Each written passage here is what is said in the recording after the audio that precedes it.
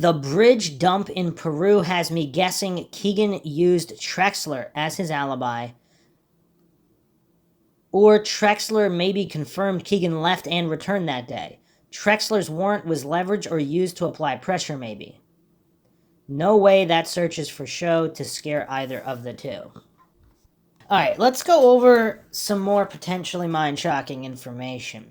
On the new Murder Sheet podcast, according to Crackerjacker, also on the Delphi Murder subreddit, only real info is a source told the Murder Sheet podcast that Kegan is claiming to have waited in a red vehicle while the murder was performed.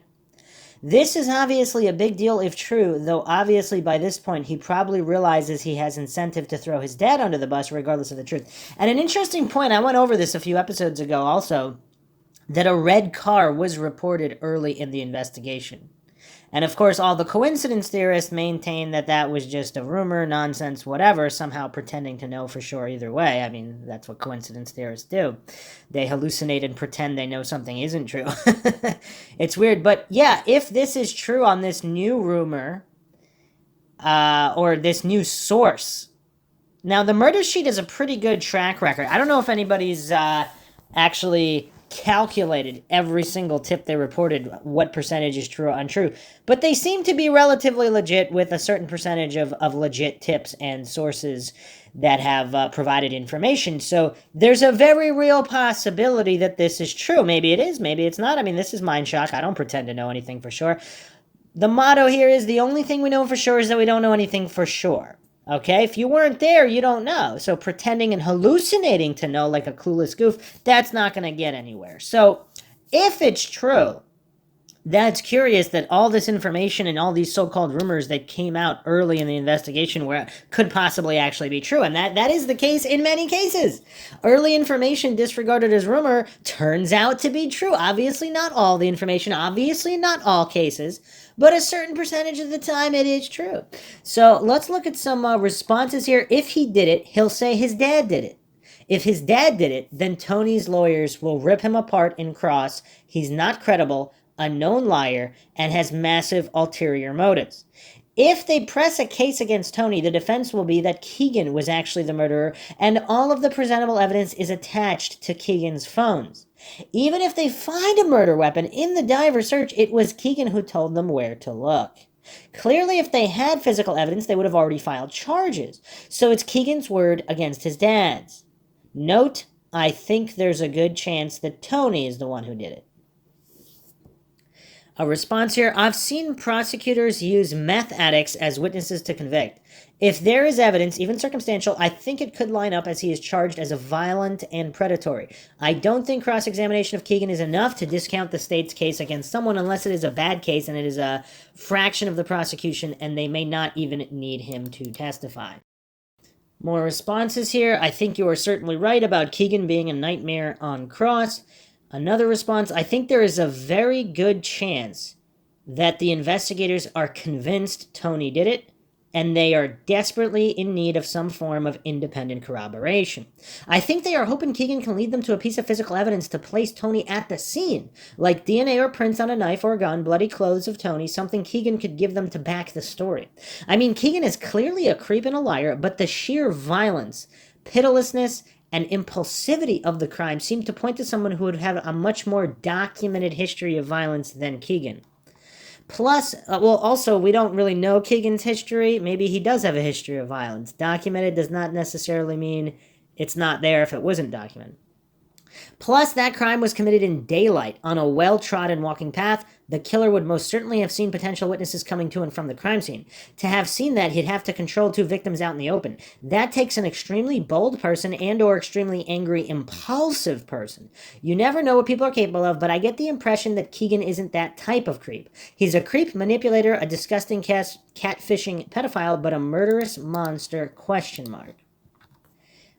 Response here by Mr. Mojo Risson. Thinking out loud here, Kegan is a scum of person, not in touch with reality, and a narcissist. But a person like that in a position where he might be exposed and face 40 years in jail, a murder becomes trivial. Other responses here, or someone who owned the property the victims were killed on. Victims found 1,400 feet from Ron Logan's front door. Responses: Ron Logan has no involvement in this. Killing and posing 2 young girls on your property is insane because it puts a suspicion on you instantly. I could see Ron Logan burying them on his property, but they weren't. They were posed like some sadistic person. Kegan was catfishing the girls, knew where they were going, was into child exploitation media. Hell would freeze over before he was not involved in this. Kegan set these girls up either with the Dropbox person or with his own family. Other posts: I don't rule Ron Logan out, but he was what, 70-something? Abby and Libby were both active young kids. They both played soccer, volleyball, swimming, softball. You'd think that it's a bit ambitious of a 70-year-old man to think he can control them if they tried to run. Honestly, I lead toward the viewpoint of the murder sheet. I think he was an old drunk dude who constantly violated the terms of his DUI convictions. I think he was just lying to cover himself for being out driving when he shouldn't have been. People do that all the time, and he wouldn't have gotten caught if the murders hadn't happened on his property. Another response here by Damned Princess. I don't think Ron Logan was involved with the murders. I do think Ron Logan knew something. Ron Logan saw or heard something that day, or he found the scene at night. Ron Logan took valuable information to his grave, in my opinion. That's an interesting theory we actually hadn't discussed before. If Ron Logan did discover the scene at night, what would he do? Would he go and randomly call the police? Not randomly, but call the police and say he randomly stumbled upon these bodies that happened to be on his property? I mean, he would definitely be suspect number 1 at that point. But on the other hand, if he did see the scene, said nothing, pretended he didn't see it, does that make it more likely that it's a frame-up than if he calls himself? I suppose so. But I guess, I mean, we'll come back to him. Another post here regarding Kegan and Tony. They both lied to establish that they were in Vegas on February 13th. This is what allowed them to be cleared early on. If Kegan says anything acknowledging involvement, especially with respect to Tony, just charge them both. The prisoner's dilemma no longer applies if Kegan admits involvement in any capacity. Another post here. They might have evidence that 2 different people were using the catfish account, and that, for example, someone was using the account from a certain location to talk to Libby while Kegan was elsewhere at the time. If they can use forensic computer and cell data to connect Tony to the conversations with Libby, that would help corroborate Kegan's testimony. They might also have witnesses who observed Tony behaving strangely after the murders, which juries often find compelling, even if it's something small. Additionally, for all we know, they could have a witness who saw someone fitting Kegan's description waiting in a car nearby the crime scene around the time of the crime. And there was that early report of some guy waiting for his father, and it's kind of unclear whether it was by the cemetery or elsewhere, because obviously things got jumbled up since then. Someone asked, I wonder if the Jeep was waiting at the Marathon gas station. That would make so much sense. Would be nice to have that footage. Or the CPS building. And someone else posted this. Wasn't there a rumor circulating years ago that there was a red sports car seen at the CPS building? I don't remember the details as I dismissed it as rumor at the time. Couldn't find a source for that info. No further information available on that either. So here's an interesting theory regarding the Marathon gas station and why it could have been searched for from Kegan's phone by Silver Produce. I could be wrong, but I thought the girls asked to go to the bridge earlier in the day and then asked again for Kelsey German to drive them.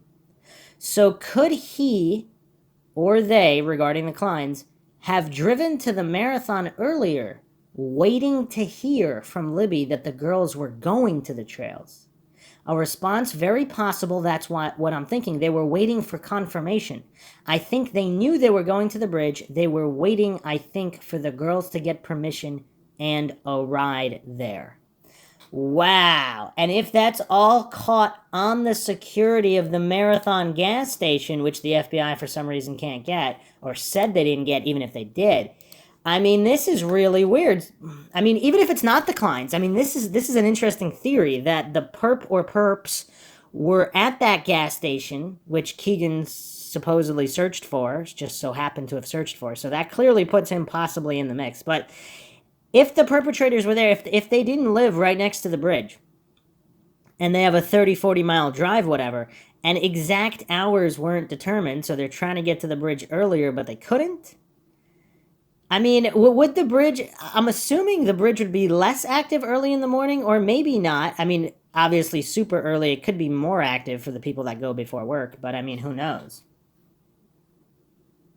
Is it Kegan and Trexler and not Tony, even though Tony is involved in other crimes and possibly some of this online stuff? Tony Kline had a red Jeep Wrangler on one of his Facebook pages.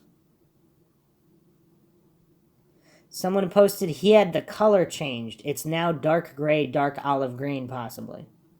Huh. Or a different Jeep.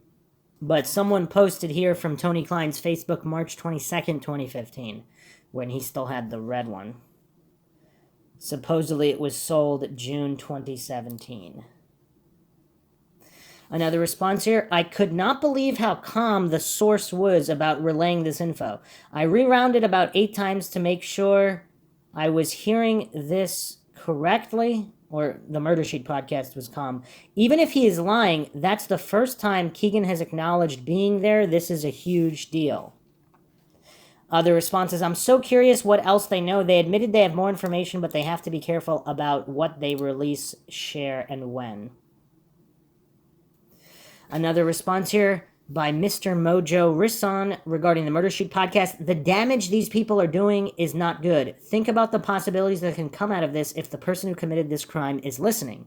A response here by Zibberval. You are assuming that feeding the Murder Sheet information is not part of law enforcement's plan.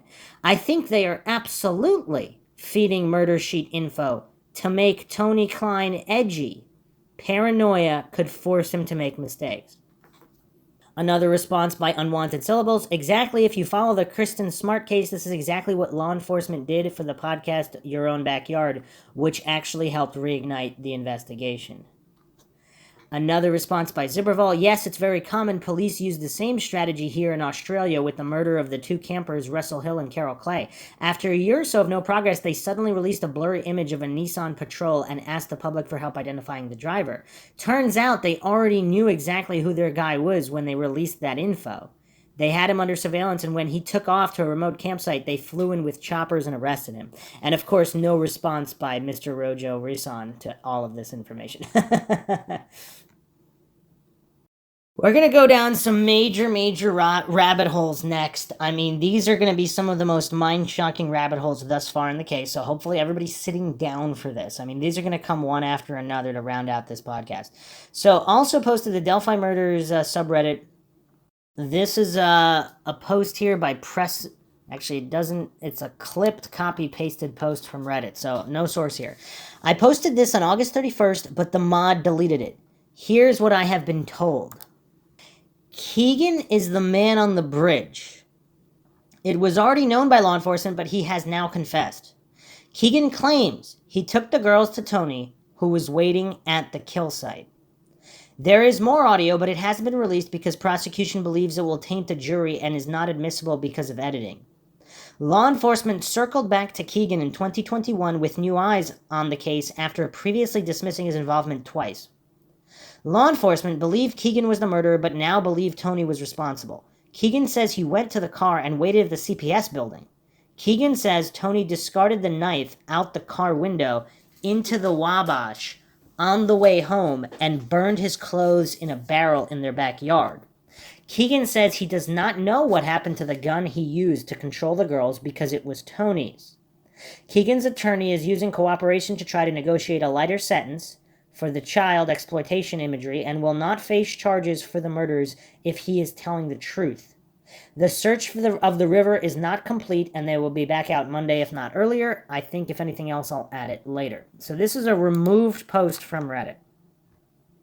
What's interesting is they also posted here a picture of Kegan Kline in 2017.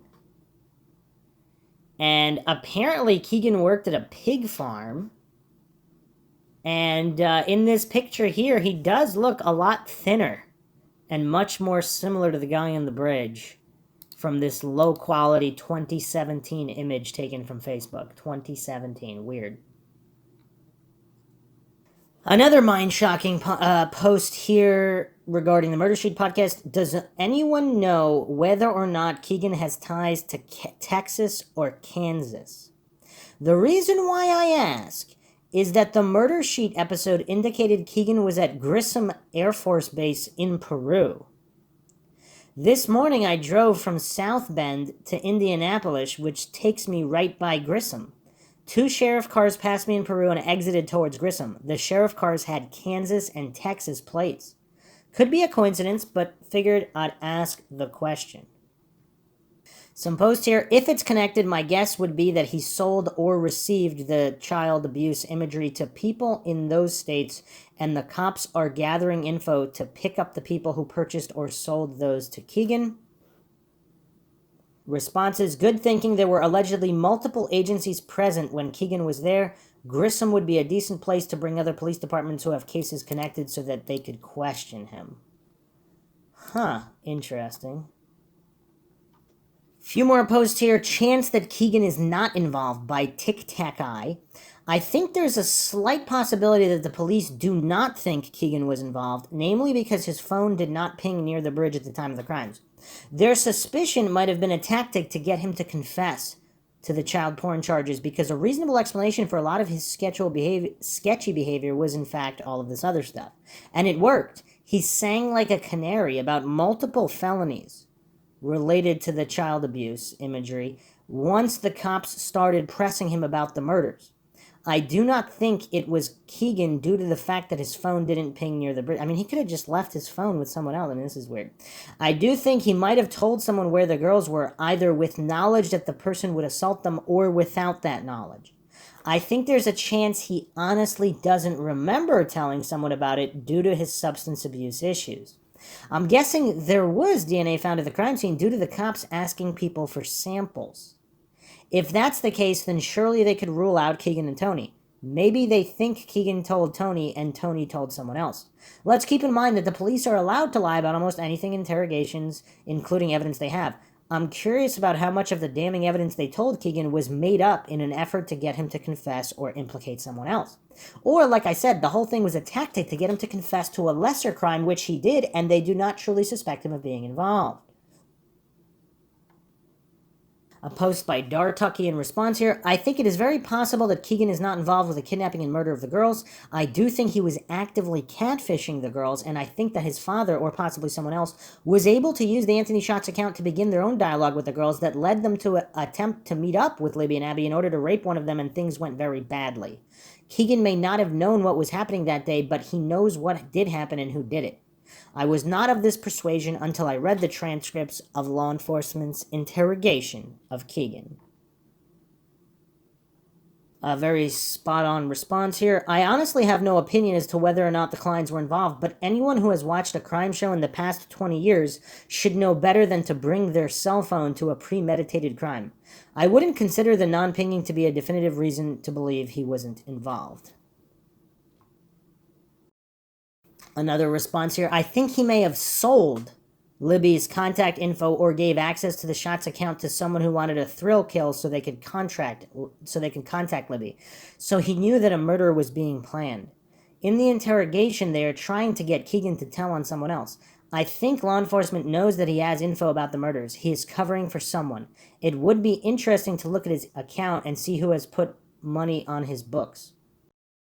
Alright, let's circle back to Ron Logan. This is a theory posted a few weeks ago by jurist Dr. Pepper, also on the Delphi murder subreddit. I have always wondered how the suspect left the trails unnoticed. Ron Logan's property provides the perfect way out of the trails without being noticed. Oddly enough, Ron Logan's fake alibi did not cover the time the crime occurred entirely. An interesting note is that Ron Logan's alibi would have allowed him to drive Bridge Guy somewhere, say maybe Peru, then allow him to make it to the aquarium store by 5:21. There are a lot of gaps in this theory, but kind of plausible. Why did Ron Logan need so much time to cover a 40-minute drive round trip, and it needed a 2-hour alibi? Based on the recent receipt timestamp, he would not have gotten home until 5:41 p.m. approximately. This is just a thought. Mysterious North with another interesting post here. Do you suppose there is any chance that Bridge Guy was able to get the girls to the CPS building, miss the first search, then dump the girls' bodies on Ron Logan's property afterwards? It would comport with the idea of staging, explain the shack cobbles, and explain why the girls weren't found the first night. Definitely an improbable scenario, and Bridge Guy ending the encounter before the search ever began and the girls were just missed in the evening makes more sense. Well, it depends how much stock you put into the thermal imaging drone. But I sometimes wonder if the CPS building and its subsequent demolition have more meaning than they're given credit for in this case. I mean, yeah, everything needs to be investigated because, again, there's too many unknown variables here. Tribal Elder posted this. So Ron Logan doesn't kill anybody. He just lets his old pal Bridge Guy do it on his property. Lets his old pal Bridge Guy leave the bodies on his property to make sure he's the suspect number one. And gives his old pal Bridge Guy a ride home after the killings despite his no driving probation restriction. Then drives to Lafayette to cover up the drive to Peru and back. Sorry, since the vast majority of known evidence fails to implicate Ron Logan, I'm going to need a lot more before I buy into this theory. For what it's worth, I have always believed Bridge Guy left by walking uphill through the ravine to the back of the cemetery, turning left, walking the tree line back towards the CPS building, jumping back onto the trail when he sees it's clear, and walking the trail back to his car. This is easier, quicker, and quieter than stomping through the woods along the bluff by the creek and making leaf noise, and allows him to walk the trail for a much shorter distance than jumping on the trail right where the bridge starts. By 4, when the family shows up, he is long gone. If he lives in Peru, he's back there by supper time. Yeah, I don't know if we ever looked at that possibility of a path either. Also, again, we don't know the relationship. If Ron Logan is complicit in some way, we don't know the exact nature of the relationship with the other Bridge Guy. If he's afraid of him or whatever, I mean, there might not be... He might have felt he didn't have a choice, or some of it was done without his knowledge, etc. Another solid post here by Range OK. I think everyone has this misunderstanding of the multiple properties at the end of the bridge. When you reach the end of the bridge, it's private property and it's someone's barn and house. When you go down the hill and follow the trail on the opposite side of the Shin Deep Creek, it's Ron Logan's house and property leading to the cemetery. But if you stay on the trail to the right, there are multiple buildings and properties and a private road. The killer could have parked on their car on the private road, which would have been a much shorter distance to leave versus the 4 football field length property of Ron Logan. Ron Logan had 4 DUIs and lied about driving. He was banned from operating a vehicle, hence his lie. He was never named a suspect, and if he was, they would have named him. Additionally, he had a killer that knew and worked his property, Garrett Kurtz. Whatever route they took, they clearly knew the area and were not nervous enough to commit the act in public and in daylight. And the Kurtz conundrum, we've gone over the coincidences there regarding Kurtz. I mean, there's just so many coincidences in this case. Okay, final point, final mind shock here. We're going to the Kokomo Tribune. Loaded handgun found along the Wabash River during cleanup event. 380 cal weapon found on the riverbank near Peru Civic Center, May 2nd, 2019, by Carson Gerber. Police say volunteers found a loaded handgun Saturday near the bank of the Wabash River during an event to clean up the waterway. Peru Police Chief Mike Meeks said the 380 caliber gun was found on the 200 block of East Riverside Drive near the Peru Civic Center during the city's annual De-Trash the Wabash event. He said the volunteer who found the gun first called Peru Utilities, which oversees the cleanup, and the utility company then called the police. Credit to them and credit to Peru Utilities for calling us first so we could process the scene, Meeks said. Officers discovered the gun was loaded and had another bullet in the chamber. However, the firearm appeared weathered and worn, indicating it had been laying there for some time, Meeks said. He said the gun so far hasn't been linked to any local crimes or investigations, but the department will hold on to it for up to 6 months in case another law enforcement agency can link it to an investigation or the weapon is reported lost or stolen. Some people won't know their gun was stolen for years, Meeks said. He said it's not uncommon for volunteers to find drug paraphernalia or the remnants of meth labs discarded along the river, but this is the first time anyone has found a handgun. We're just glad the volunteers did the right thing and called us first, and no one was hurt, Meeks said. Okay, so this opens up quite a lot of questions. So the Peru Civic Center is actually up a ways, about 2 miles upriver from the Nickel Plate Bridge area where they're searching. So it's not right next to it, but it's curious that they found a gun there. Now, what's weird is they're only going to keep it for 6 months. Like, that's kind of weird. I mean, it doesn't take up that much space. But here's what's kind of crazy, though. How much other evidence has been found that maybe wasn't linked before, but they're now re-examining it? Because if there are regular cleanup events, what is found in those events? I mean, this is really crazy. So if law enforcement does have, let's say for the sake of argument, that this weapon is found. Now, if it wasn't actually used in the crime in terms of fired, that doesn't mean it wasn't held. Because if it was held to keep these girls at gunpoint, I mean, who knows? But either way, this opens the door. Even if this particular gun is not connected to Delphi, do they have much more evidence than they've said that they can connect? I mean, that's just a big question mark there. So this is just a major, major curiosity, of course, that they found a loaded gun 2 miles from where they're searching on the Wabash River. I mean, it's just kind of weird. It's kind of weird. But it does open speculation to what kind of other evidence they might have had since close to the time of the murders, or uncovered in the previous year or two, but now we have this new search sparked. And what does everybody make of this? Does this make the Kline'S more or less likely to be involved, or at least Kegan? Because some people just really believe he's a red herring. And it's kind of tough, because the coincidence stack is there, but then you have Kurtz and all these other individuals. Traxler now making waves.